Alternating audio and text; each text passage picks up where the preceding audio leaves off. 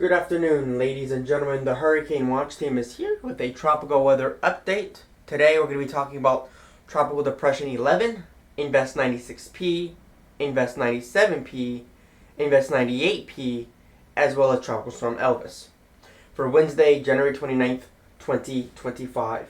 Let's get right into it, folks. Here is an overview. Here's the tropical weather outlook. We got Elvis down there, Tropical Depression 11, 96P, and 98P as well.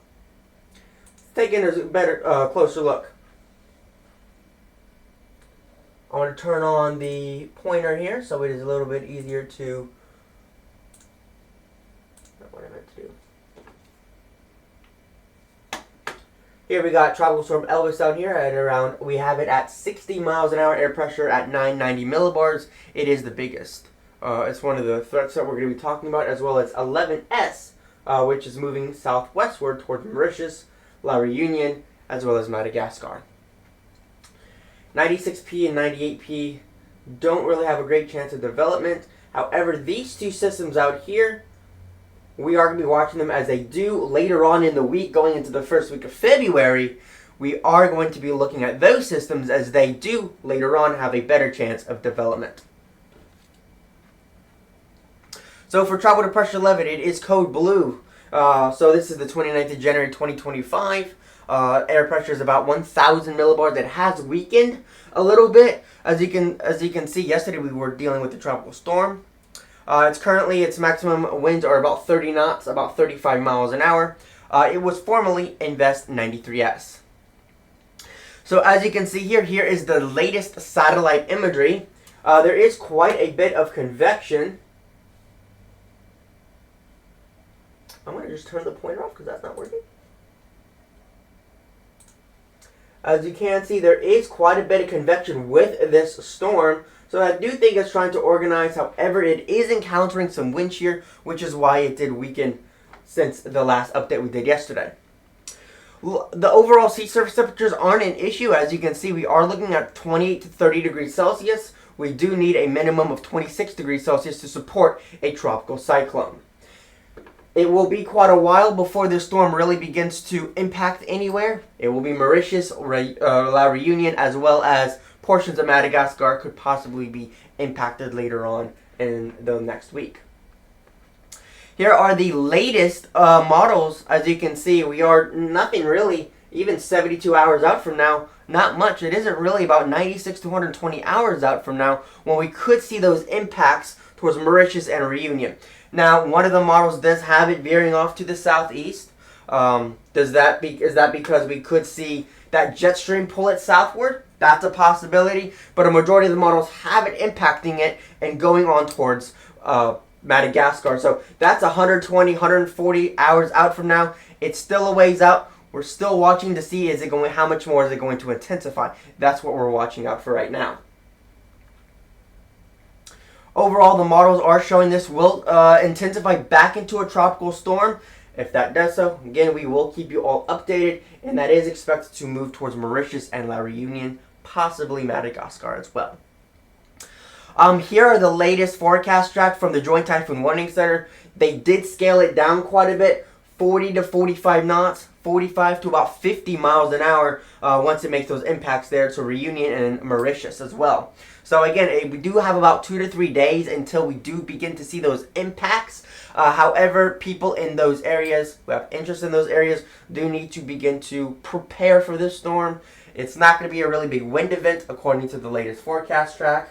It is not going to be, you're not going to be dealing with a lot of storm surge. However, there will be some gusty winds, so any lawn furniture you may have outside, just bring all that stuff inside and secure it. Here's the latest model from the HWRF on Tropical Depression 11S. It does show it becoming really ramping up there right before it looks like a landfall there in portions of eastern Madagascar. It does take a while, but really once it gets past Mauritius and Réunion, that's when the environment becomes really conducive for this storm to really rapidly intensify. The models will continue to change here and there as we do get closer to that timestamp, as it does approach that landmass. As it does, we will continue to update y'all. So looking at Tropical Storm Elvis, it is moving away from Madagascar. Here's the latest at about 993 millibars, about 40 knots, 45 miles an hour. We're saying 60 miles an hour. It does look pretty well developed. We are going to talk about the satellite imagery as well. 1005 millibars, the environment was formerly known as Invest 92S. So here is the latest satellite imagery. You can see we have seen quite a bit of convection near that center. There is quite a bit of wind here, but we do have a core that has developed. So we do believe that this storm has intensified to about 60 miles an hour there off the coast of southwestern Madagascar. It is beginning to move into cooler water, so it was in pretty warm water. We are still seeing about 30-31 degrees Celsius. This is moving pretty slow. It will begin to creep away from Madagascar. As that does, those conditions will begin to improve along the coastline of Madagascar. If we go back, you can see that a majority of the thunderstorm activity for the storm remains off the coast. However, we are seeing some more thunderstorm activity right along the coastline and farther inland from this storm. Lots of moisture associated with this system. Looking at the models, again, the models just say it is moving pretty slow right now. It says 24 hours. It'll just be to the south of Madagascar. But after that, the jet stream is going to catch it and it's going to pull it. It'll become an extratropical cyclone and it will be far stretched and ripped apart. Overall, the forecast does not show it's going to intensify anymore. If anything, it's going to weaken. There will still be some heavy rain for Madagascar, but overall, the majority of the impacts have already occurred, and the storm is beginning to make its way away from Madagascar. Here's the latest forecast track from the Joint Typhoon Warning Center. As you can see, it has just sort of come around, and here it's not moving very much. 18Z right there, and then really once we get into tomorrow, we will start to see this storm accelerate and move away from the coast.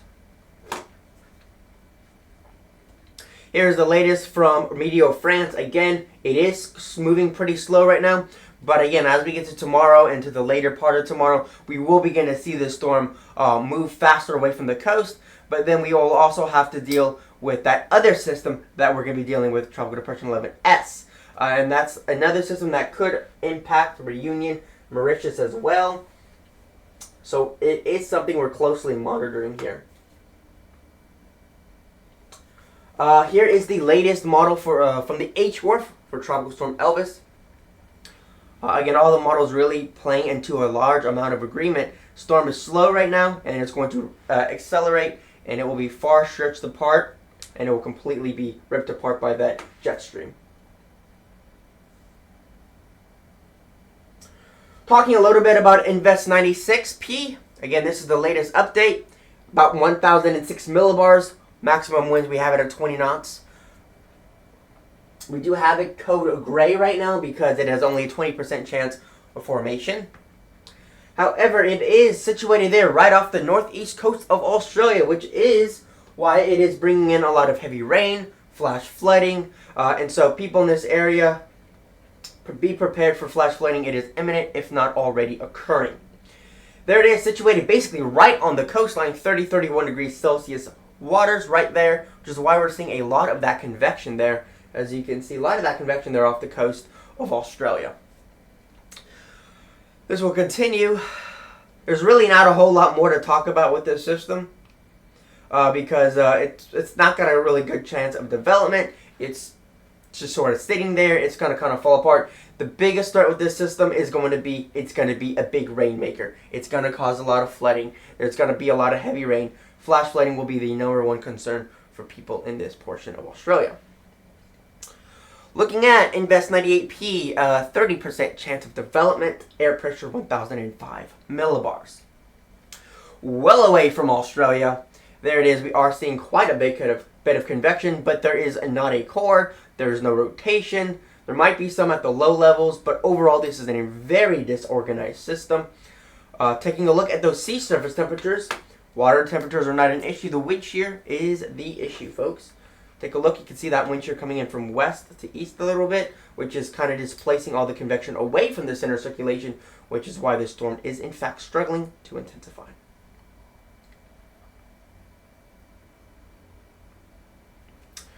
Looking at Invest 97P, all right, here we go. Air pressure 1006 millibars, a maximum winds there at 15 knots. 0% chance of tropical cyclone formation. Here it is. Very weak convection. The whole storm is weak. There's no organized thunderstorms at all. It's just a cluster of thunderstorms pretty much everywhere, and I expect this to be discontinued shortly. Here's where we believe the center of the circulation is. Right around this area. You can't really even see any kind of rotation there at the low levels. Just a cluster of thunderstorms, winds about 15 knots, about 20 miles an hour. Very warm sea surface temperatures. However, not very conducive in terms of wind shear. Now I do want to look a little farther into the future. We are looking at some models that we could see certainly an uptick in tropical activity. Starting with the Indian Ocean there. GFS model, here we go. As you can see, really right towards the end, we got tropical depression 11S. Really doesn't get really organized at all. It remains relatively weak, kind of just falls apart. But then we got some storms behind Invest 11, tropical depression 11S. Those areas those orange cones that I showed you earlier in this video. Those are those two systems that we're watching out for. So a lot of the models are showing something could be developing there. Where it goes particularly is unsure. We just know that we will see an uptick in activity in the South Indian Ocean, and we'll continue to keep y'all updated. Looking at the ECAIFS model, this model isn't too particularly good with forecasting intensity. However, it is good in terms of forecasting where a storm is going to go, as well as the trend in tropical activity. So it is also showing that we will see an uptick trend in tropical activities for the South Indian Ocean. Really looking, once we get into the first week of February, that's when we could really start to see these storms begin to take off. Where they go from there, we just need to know, are we going to see an uptick in activity? If we are, then we wait for the storm to develop, and then we will start making predictions and talking about model forecasts of where those systems will go. Too early really to say where the storms are going to go, because there's so much that can change in the model still. And same for the European model. Going out 144 hours out, it also shows we could see an uptick in tropical activity for the South Indian Ocean. And again, where those storms go, really generally southwestward, but particularly how long they last, are they just going to weaken? We don't exactly know. So we are going to see that uptick in tropical activity, and we'll continue to update y'all if anything does change. Looking at the southwestern Pacific Ocean there off the coast of Australia, Papua New Guinea, Indonesia, we are seeing some of those storms just sort of situated here off the coast of Australia. Not really doing a lot. But again, these are only one models. The models have really been kind of all over the place. However, looking at this model, the AIFS model, again, it does show we could see some storms off the northeastern coast of Australia, an uptick in activity for the Southwest Pacific Ocean. And again, if we do see that, we do see a storm, we will update y'all. We will have forecasts coming out for y'all. We will have coverage. And then again, if a storm does make landfall in Australia or Madagascar going into February, we will be doing live coverage of those storms. And then I do want to take a look at the GFS model here. As you can see, we are seeing the fact that we are seeing some systems, but again, this part of the Pacific is very hard for these models to depict, and they do tend to struggle a little bit more. But we're just going to have to closely monitor. But I believe we will see some sort of uptick in tropical weather activity for the Southwest Pacific going into the first week of February. So, what can you do to support us? Subscribe to us on YouTube, like our videos, share the channel with your friends and family. And we are going to be working more on Patreon, starting as little as $1 a month to support the Hurricane Watch team. We also have a Discord server. All of these links, folks, will be down in the description below. And we are now on Blue Sky. We are posting there daily on Blue Sky about all these tropical systems. And that's it, guys. Thank you for watching. This has been the Hurricane Watch Team, your source for cyclone information. As always, stay safe out there, and peace out.